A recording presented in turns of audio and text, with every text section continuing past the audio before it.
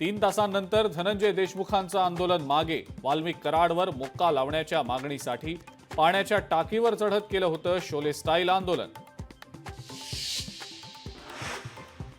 मुख्यमंत्र्यांचा double game. एकीकडे न्याय देण्याची भाषा तर दुसरीकडे खंडणीखोराला सांभाळतायत. जरांगेंचा मुख्यमंत्री फडणवीस यांच्यावर घणाघात.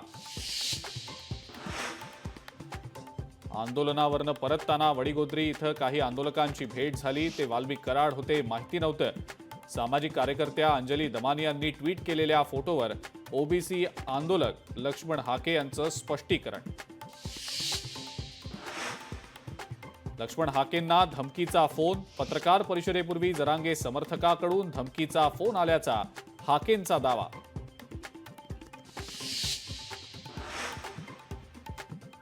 उद्धव ठाकरेंना दगाबाज म्हणणं हा बाळासाहेब ठाकरेंचा अपमान.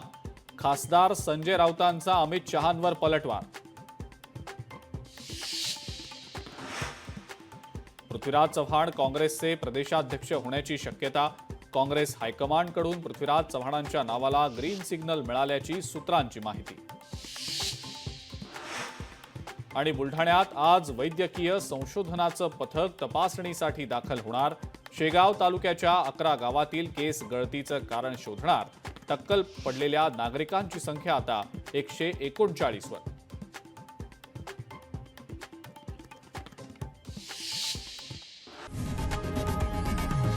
लोकशाही मराठी ऐका, पहा, जागरूक रहा.